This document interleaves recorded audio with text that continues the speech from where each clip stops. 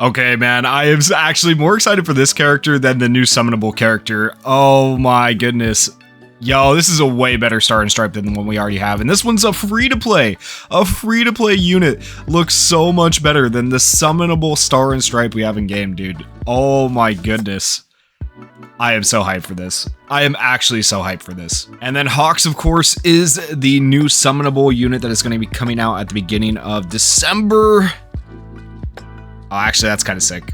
The animation's sick, man. I don't care what anyone says. I don't know about the character's, you know, kit itself. We'll see how that actually plays out in the game. But yo, he actually looks so good. This animation is sick.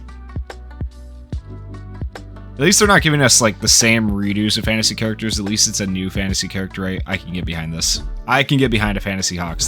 This is pretty cool. All right, so if you guys have not already logged into the game and checked it out for yourselves, there is a new title screen to celebrate the final season of My Hero that is ongoing right now. This looks very, very sick.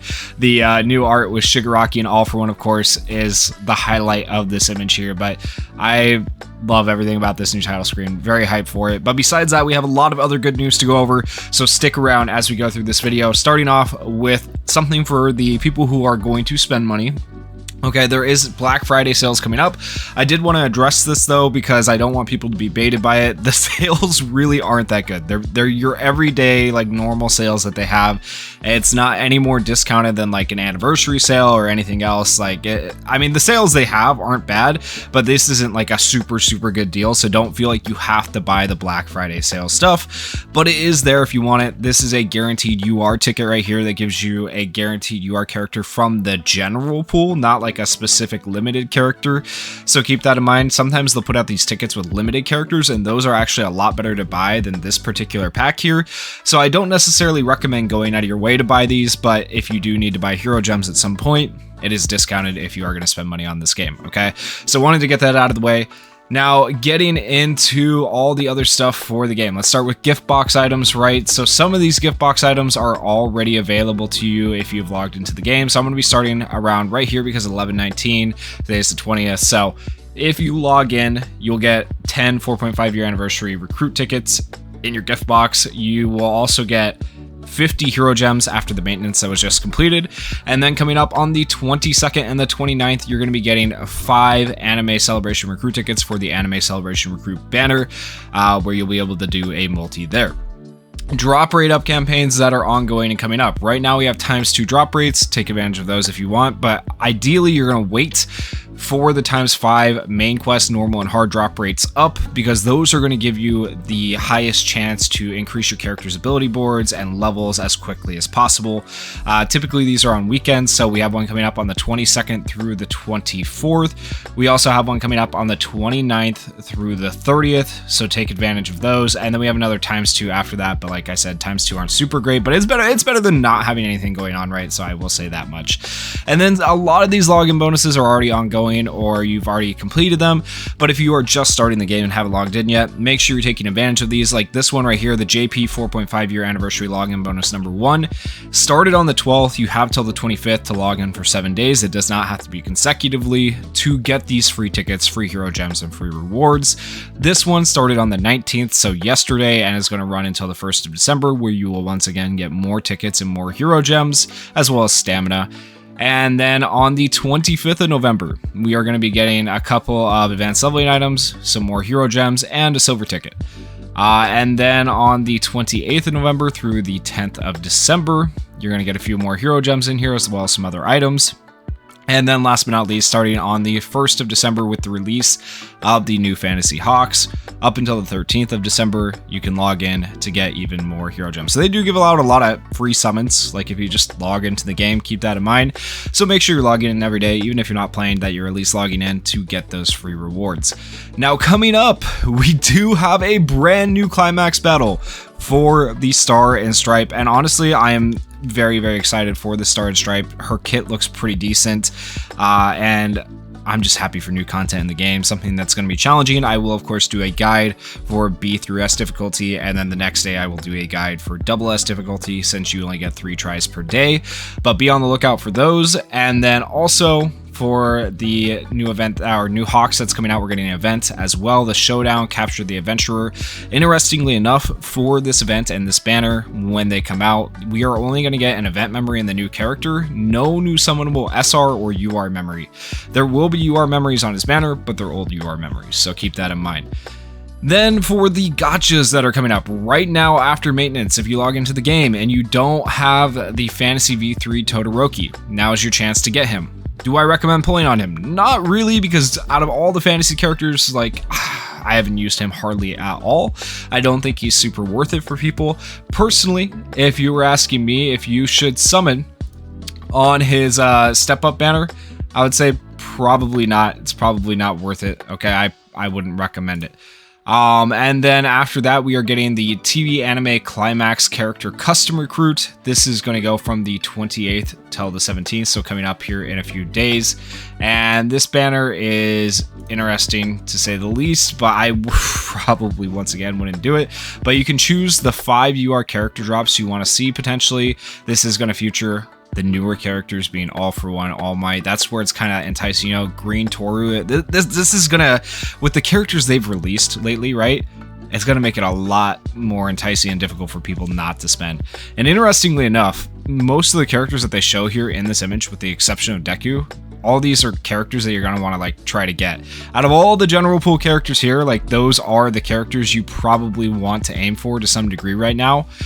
Maybe with the exception of Dabi, but like these 3 and All Might, like those are kind of the characters you want to go for in the general pool. Outside of those characters, if you do decide to summon on this banner, you probably want to go for like Red Aizawa. He's always a pretty good staple to most teams.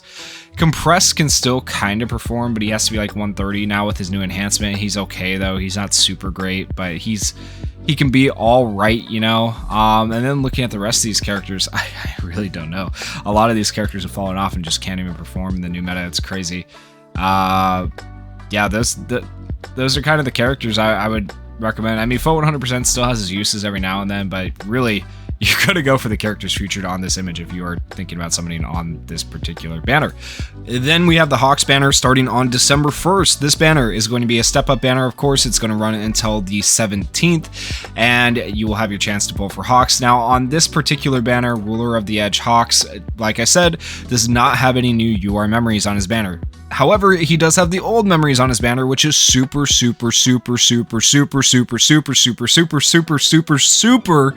annoying. I can't stress that enough, because how many of us at this point have these freaking duped out and just, I don't want them. I don't want them. And you know what's going to happen? I'm going to pull 5 of them. So I hate that they do this. Like, just take these off the banner. Just put the character on the banner. Like, I'd prefer that over having these on the banner, or have a separate memory banner or something, man, because it's actually so bad. It just ruins your chances of getting the character way worse, and then gives you garbage that makes you unhappy. I'd rather get a character. I'd rather get a general pool character over getting more copies of these memories. Like, that's how I feel about that. But Hawks himself looks interesting, so it will be fun to see what his kit can do, and I'll talk about it as we get into the video. But before we get to Hawks, I do want to talk about the new Star and Stripe, which is a free-to-play reward for completing the Climax battle in double S difficulty, and then thereafter, if you want to DX or duper out, you are going to have to farm the Climax battle for pretty much every day, and even then you're not going to complete her by the time it goes away, so keep that in mind. But this Star and Stripe, man, let's start with the art. Look at the art, guys. Look at the art, man. Look at that. That is so good. It's honestly so freaking good, I'm not going to lie. Alright, anyways, the Plus Ultra skill. State-of-the-art hypersonic intercontinental cruise punch. Okay. Oh, what a name. What a name for this skill. Alright, so deals 450% damage to all opponents, makes all opponents vulnerable for 3 turns, and imposes New Order 1 time. This effect cannot be nullified, restricted, or cancelled. And then she has an additional high chance, 70%, of imposing another New Order 1 time. And then she has a medium chance, 40%, of imposing another New Order 1 time. So you can effectively, potentially impose New Order 3 times on an opponent. And this skill gains Bullseye. And if you get it enhanced, increases this skill impact by 100% when character has persistence. But since it's an AoE, and you have a chance to land 3 New Orders on all enemies, that skill right there is insanely good for her. Now, what does New Order do? So here's New Order. We actually don't have an image in here yet, and it's not super specific on how it works, but when the specified conditions presented at the time it was inflicted are met, this effect will be converted into a particular status ailment. Okay, so it seems like it takes a status ailment and converts it into a different type of status ailment. I think I feel like I remember reading at one point that it turns like defense down, or it's something like that. I think in the climax battle, it turns like certain things into other things, like defense down gets turned into other things and speed down gets turned into other things, but I think that's just specific to the climax battle. So I'm not sure exactly how that's going to end up working for the character themselves. But yeah, that'll be interesting to see how New Order actually functions. But basically I think it's going to change one status ailment into another status ailment potentially, or create status ailments. But essentially being able to land status ailments on 3 characters, 3 of them at a time potentially, is what it's sounding like. Could be kind of insane for a free-to-play character. Then her action skill 1, Power Strike, deals 400% damage to a single opponent, decreases a single opponent's power by 5% for 10 turns, with a high chance 70% of imposing New Order 1 time, and a medium chance of imposing New Order 1 time, so 2 New Order chances there. Decreases power of a single opponent with status ailment restriction by 5% for 10 turns. And then all effects granted by this skill cannot be nullified, restricted, or canceled. This skill also gains Bullseye. If you get her enhanced, low chance 20% of imposing New Order on a single opponent 1 time. So you can effectively impose New Order 3 times with that 1 skill. However, this is only a single target. Cooldown time of 4 on both of these, very good. And then the second action skill, Strong Clap, deals 300% damage to all opponents, so it is an AoE, with a low chance 10% of stunning them for 2 turns. 2 turns stun is good, low chance is not great. However, when you land a crit, it becomes a medium chance, so it's not the worst thing. But I would prefer that she had a higher chance to stun, especially considering what we're going to read down here below. You almost need to run her with the stun team, which is interesting. And decreases all opponents plus Ultra Gauge charge rate by 10% for 10 turns, only available in Arena and Club Festival. And that's just on this action skill. She also decreases plus Ultra Gauge charge rate down below as well, which you'll see, which is kind of insane. And then if you get the enhancement, decreases critical resist of all opponents by 10% for 10 turns. And then her auto skill 1, this is where it gets interesting, gives character Tough Spirit, gives character enhance when these 2 conditions are met at the end of a turn. After character attacks stunned opponents 5 times. Okay, so there's that. That's why you want to run her with at least 1 other stun character potentially, because that'll make it easier to get your enhancement. And then after 7 turns pass from the start of battle. Every 1 turn, medium chance 40% of giving all allies a barrier that nullifies 1 hit. That's every turn. Every turn, medium chance of giving all allies a barrier that nullifies 1 hit. And a medium chance of giving all allies the ability to evade 1 time. And that's for the entire battle. That's kind of insane. That's actually really insane. And then decreases defense of all opponents by 20% for 5 turns when character gets knocked out. I kind of hate that. I hate any skill that does something after you get knocked out, because it kind of defeats the purpose. You want to do things flawlessly. You don't want to lose a character, right? Unless we're talking PvE, but let's be honest, there's not really a whole lot of PvE content in this game that even this would be good for. It's better for just like PvP purposes, game purposes, that you aren't relying on a character getting knocked out for an effect. So I wouldn't even look at that. I wouldn't even consider that part of the kit. I wouldn't even think about it. And then enhancement bonus effects, gives character persistence for 3 turns when used in character's 3rd successfully executed skill chain up to 1 time. This buff cannot be canceled, blocked, or restricted. This is what I find really interesting. So if you are able to get her enhancement, you do not necessarily automatically gain persistence and screw yourself over. I love that, because if you can choose when to use your persistence, it can literally make or break a battle for you. If I don't use her in a 3rd successfully executed skill chain, I use her 1st or 2nd, it's not going to proc the persistence. That's insane. That is so cool. That is one of the coolest things I thought about this kit. Like, very, very cool for a free-to-play character.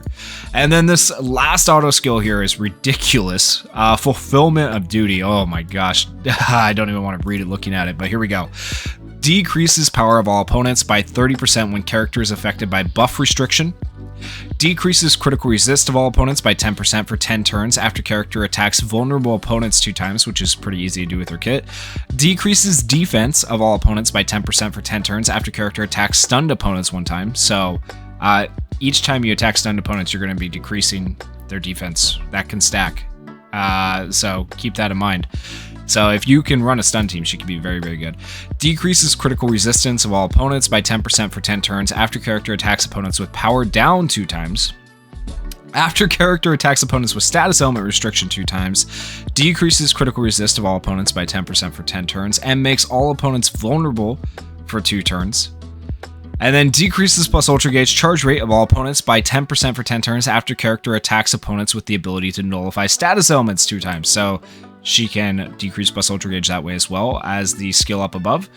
And this effect cannot be nullified, canceled. Same thing for pretty much all those, right? Blocks all opponents' status ailments from getting canceled for 2 turns after temporary status ailments of an opponent are canceled 2 times. This part isn't like super great, but the rest of it, kind of insane. Kind of insane. So on paper, she looks like a very, very good unit. A very fun unit to play. We will have to see when we get her in the game. Now, moving on to HAWKS and the new memory. So this is the new event memory that is going to be coming out.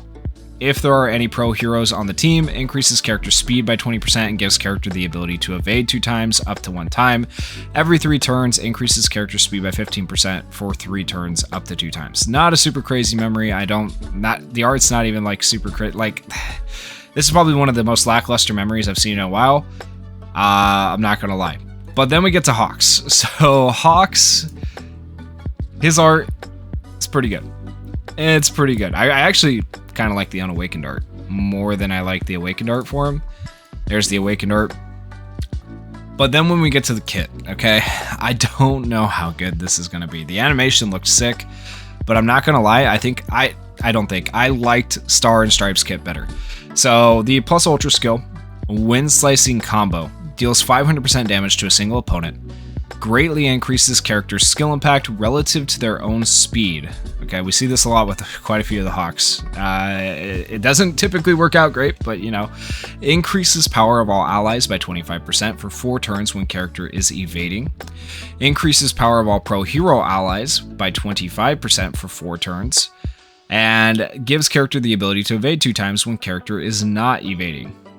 And then if you get the enhancement, increases this skill's skill impact by 50% if character's speed is higher than the opponent's, which in the current meta should be fairly easy for him to achieve. And then action skill 1, Fierce Wings Buckshot, deals 225% damage to all opponents, so it is an AoE. Skill impact is increased relative to his speed once again though. Increases character speed by 15% when character is evading, which is apparently stackable. That's a permanent 15%. It's not just for 1 turn, that's a permanent 15% speed increase. So he could potentially get a lot of speed. And then increases this skill's skill impact by 40% if there are any opponents with lower speed than the character. By the time you get enhanced, everybody should be lower speed, unless they're running a HAWKS themselves. Also, it's good to mention 3 turn cooldowns. It'll allow him to slot onto like most any team. So even though his abilities might be a little bit lackluster, his cooldowns make him actually very, very good. His action skill 2, Fierce Wings Blades, deals 375% damage to a single opponent. Skill impact is increased relative to character speed once again. Medium chance, 40% of blocking the recovery of a single opponent for 2 turns when this character is evading. It's okay, like I'm not a big fan of that particular thing. Enhancement bonus effect increases this skill's skill impact by 40% if character speed is higher than the opponent's. So once again, if you get the enhancement, that action skill, this plus ultra, both gonna hit a lot harder.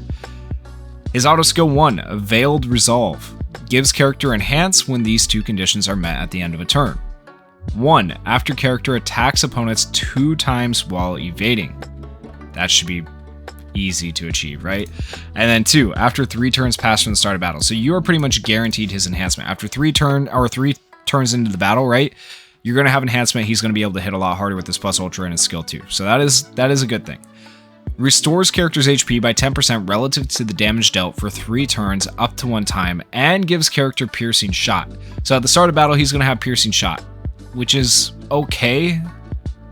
But man, I don't know. I don't know how it's going to work out with block. Every 1 turn gives character the ability to evade 2 times, up to 6 times. So for 6 turns, he's going to get evasion 2 times. Okay? That's good because that's going to allow you to get your enhancement pretty easily. And then enhancement bonus effects, restores HP of all pro hero allies by 10% relative to the damage dealt for 3 turns up to 1 time. One thing I do want to say really quickly is I could see him working pretty well with Toru as well, because if he has evasion and stuff like that, he gets additional effects. If you have Toru to give evasion, it could potentially work out for you, so keep that in mind. But yeah, he's specifically like a damage pro hero support. It's weird, but restores HP of all pro heroes by 10% relative to the damage dealt for 3 turns up to 1 time. And then lastly, his second auto skill, Wind Slicing Dual Wielder. When character is evading, increases speed of all allies by 25% and max HP of all allies by 30%. So this could be good with Toru once again. When character has damage dealt or dealt damage restore, increases speed of all allies by an additional 25% and power of all allies by 30%. Gives piercing shot to all allies that have the ability to search for the enemy for 3 turns. So this could be interesting, up to 1 time. And then increases skill impact of all pro hero allies by 30% and makes all pro hero allies ecstatic, meaning they get their plus ultra gauge faster.